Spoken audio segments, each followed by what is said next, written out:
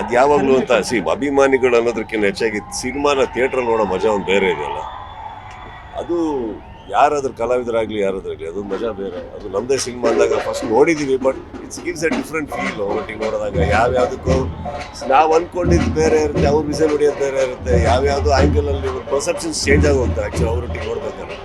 It's a good feeling, very good feeling. It's a blessed feeling ಯಾರಿಗಲ್ಲ, any artist, just not me. ನಿಮ್ಮದೇ cinema ನೋಡ್ಬೇಕಾದ್ರೆ ಪರದೆ ಮೇಲೆ ಅಷ್ಟು ಕೂಗಾಟ ಎಲ್ಲ ನಡಿಬೇಕಾದ್ರೆ I guess the way they are enjoying the film, it's a great feeling. Sudeep sir ಯಾವಾಗಲೂ ಥಿಯೇಟ್ರಲ್ಲಿ cinema ಅಂದರೆ fans ಜೊತೆಗೆ ಅಥವಾ ಪ್ರೇಕ್ಷಕರ ಜೊತೆ ಕೂತ್ಕೊಂಡು ಸಿನಿಮಾ ನೋಡೋದಕ್ಕೆ ತುಂಬ ಎಂಜಾಯ್ ಮಾಡ್ತಾರೆ. ಐ ಥಿಂಕ್ ಇವತ್ತು ನೀವು ಯಾವ್ಯಾವ ಮೂಮೆಂಟ್ಸ್ ಎಂಜಾಯ್ ಮಾಡ್ತೀರಿ ಸರ್?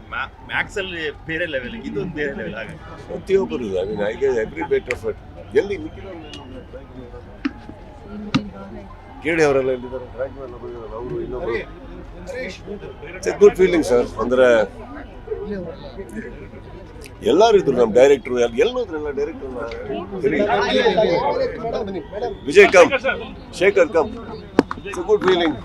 ನಾವು ಆ್ಯಕ್ಚುಲಿ ಇಡೀ ಟೀಮ್ ಕೂತು ನೋಡಿರಲಿಲ್ಲ, ನಾವೆಲ್ಲ ಪಾರ್ಟ್ ಬೈ ಪಾರ್ಟ್ ಎಲ್ಲ ಬೇರೆ ಬೇರೆ ಅವ್ರವ್ರ ಜಾಗದಲ್ಲಿ ಅವ್ರವ್ರ ಮನೆಗಳಲ್ಲಿ, ನಮ್ಮ ಎಡಿಟಿಂಗ್ ರೂಮಲ್ಲಿ ಇವ್ರ ಎಡಿಟಿಂಗ್ ರೂಮ್ ಎಲ್ಲ ನೋಡ್ಕೊಂಬಂದು ಇವತ್ತು today I think first time ನಾನು ಎಲ್ಲರೂ ಕೂತು ನೋಡಿದ್ದು ಸಿನಿಮಾ ಒಟ್ಟಿಗೆ.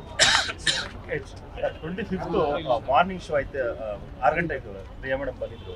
ಅವರು ಆ ಸಿನಿಮಾ ನೋಡಿ ಎಂಜಾಯ್ ಮಾಡೋ ರೀತಿನೇ ಬೇರೆ ಇತ್ತು ಆ ಕ್ರೌಡ್ ಮಧ್ಯದಲ್ಲಿ. ಇವತ್ತು ನೀವು ಬಂದಿದ್ದೀರಿ, ಐ ಥಿಂಕ್ ಇಡೀ ಕರ್ನಾಟಕ ಟೂರ್ ಕೂಡ ಮಾಡ್ತಾ ಇದ್ದೀರಿ.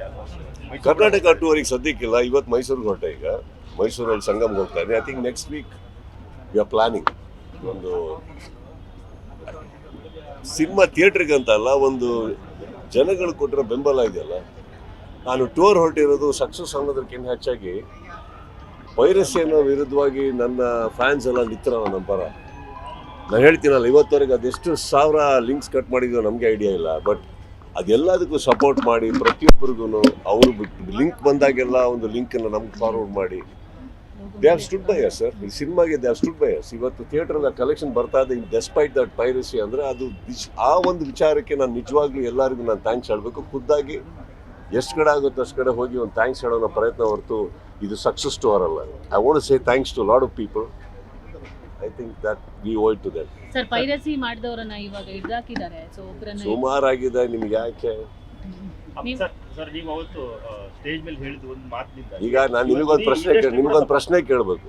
ಈಗ ಅವತ್ತಿಗೆ ನಾನು ಏನು ಮಾತಾಡಿದೆ, ಸಾಕಷ್ಟು ಮಾಧ್ಯಮದಲ್ಲೂ ಅದ್ರ ಬಗ್ಗೆ ಚರ್ಚೆ ಆಯಿತು. ಮಾತಾಡಬೇಕಿತ್ತು, ಮಾತಾಡಬಾರ್ದಿತ್ತು. ಕರೆಕ್ಟ್ ಸರ್, ನಾನು ಯಾರಿಗೂ ಪ್ರವೋಕ್ ಮಾಡೋಕ್ಕಲ್ಲ. ಇವತ್ತಿಗೆ ನಾನು ಮಾತಾಡಿದ್ದು ಕರೆಕ್ಟ್ ಅನ್ಸುತ್ತಾ ನಿಮಗೆ? ನಾನು ಮಾತಾಡಿದ್ದಕ್ಕೆ ಅರ್ಥ ಇತ್ತು ಅನ್ಸುತ್ತಾ?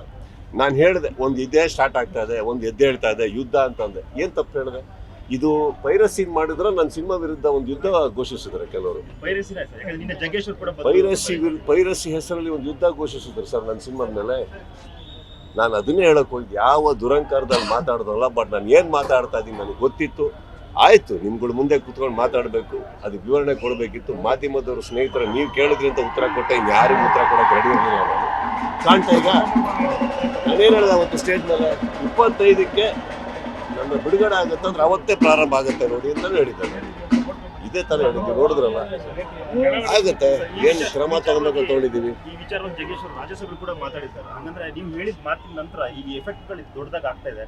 ಅದಕ್ಕೆ ಪೈರಸಿ ಒಂದು ಸರ್ ನಾನು ಇದನ್ನು ಇಲ್ಲ ನಿಲ್ಲಿಸಲ್ಲ ಸರ್, ಆಯಿತಾ. ನಾನು ಸರ್ಕಾರವನ್ನು ಭೇಟಿ ಮಾಡಿದ್ದೀನಿ. ಚಿತ್ರರಂಗಕ್ಕೆ ಒಂದು ಒಳ್ಳೇದಾಗಬೇಕು ಅಂದರೆ ಒಂದು ಭಾಳ ಒಂದು ಒಳ್ಳೆ ಕೆಲಸ ನಡೀತದೆ ಸರ್ಕಾರದ ಸೈಡಿಂದ. ಇದು ನಾನು ಪ್ರಾಮಿಸ್ ಮಾಡಬಲ್ಲ. ನನ್ನ ಸ್ನೇಹಿತರ ಒಳಗಡೆ ಇರೋ ಎಲ್ಲದಕ್ಕೆ ಅದು ಮಾಡ್ತಾ ಇದ್ದಾರೆ. ಚಿತ್ರರಂಗಕ್ಕೆ ಒಂದು ಒಳ್ಳೆ ಆಗೋ ಥರ ಖಂಡಿತವಾಗ್ಲೂ ತೊಗೊಳ್ತೀವಿ.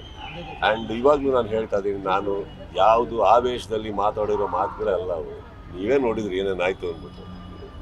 ಸರ್, ಇವಾಗ 45 ಮತ್ತೆ ನಿಮ್ದು ಒಟ್ಟಿಗೆ ಬಂದಿರೋದು ಸಿನಿಮಾ. ಅವ್ರು ಹೇಳಿದ್ರು ಇಷ್ಟು ಆಗಿದೆ ಪೈರಸಿ ಅಂತ. ಸೊ ನಿಮ್ಮ ಸಿನಿಮಾ ಎಷ್ಟು ಪೈರಸಿ ಆಗಿದೆ?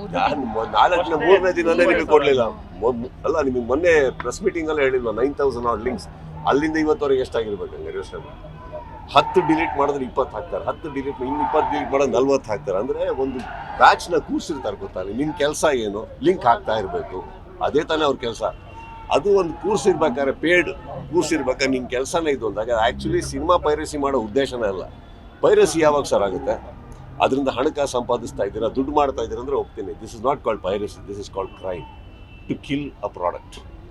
ಉದ್ದೇಶ ಬಂದು ನಿಮಗೆ ಫ್ರೀಯಾಗಿ ತೋರಿಸ್ಬೇಕು ಈ ಪಿಕ್ಚರು ಅನ್ಬೇಕಾದ್ರೆ ಇದರಲ್ಲಿ ನಿಮಗೆ ದುಡ್ಡು ಎಲ್ಲಿಂದ ಇದೆ ಇವಾಗ ಓಕೆ ನಿಮಗೆ ಡೌನ್ಲೋಡ್ ಮಾಡೋದು ಬೇಕಾದ್ರೆ ಒಂದು 10 ರೂಪಾಯಿ ಹಾಕಿ 20 ರೂಪಾಯಿ ಹಾಕಿ 30 ರೂಪಾಯಿ ಕೊಟ್ಟು ಡೌನ್ಲೋಡ್ ಮಾಡಿದ್ರೆ ಹೋಗ್ತೀನಿ ಇತ್ತಲ್ಲಿ ಏನಿಲ್ಲ ಓದ್ತೀನಿ ಪಿಕ್ಚರ್ ನೋಡಿ ಅನ್ಬೇಕಾದ್ರೆ this is it kind of a war declared against the film correct will get to the roots sir ಥಿಯೇಟರೇ ಶಾಮೀಲಾಗಿದ್ದಾರೆ ಅಂತ ಒಂದಿಷ್ಟು ಸುದ್ದಿಗಳು ಹರಿದಾಡ್ತಾ ಯಾರು ಥಿಯೇಟರ್ಸ್ ಏನು ಗೊತ್ತಮ್ಮ ಇವಾಗ ಫಸ್ಟ್ ಆಫ್ ಆಲ್ ಹೇಳ್ತೀನಿ ಕೇಳಿ ಬುಡಕ್ಕೆ ಹೋಗೋಣ ಯಾಕೆ ಈಗ ಯಾರಾದರೂ ಒಬ್ಬರು ಬಂದು ಒಂದು ಇವಾಗ ಪೊಲೀಸ್ ರೆಕಾರ್ಡ್ಸಲ್ಲಿ ಯಾರಾದರೂ ಬಂದು ಒಬ್ಬರು ಹೆಚ್ಚು ಕಮ್ಮಿ ಮಾಡಿದ್ರು ಅನ್ಬೇಕಾದ್ರೆ ಅವ್ರನ್ನ ಹಿಡಿದ್ರೆ ಅವ್ರ ಮೂಲಕ ಬುಡದ ತನಕ ಹೋಗ್ತಾರಲ್ವಾ ಕರೆಕ್ಟ್ ಬುಡದ ತನಕ ಹೋಗ್ತದೆ ಬುಡದ ತನಕ ಹೋಗ್ತೀವಿ ಬಿಡಲ್ಲ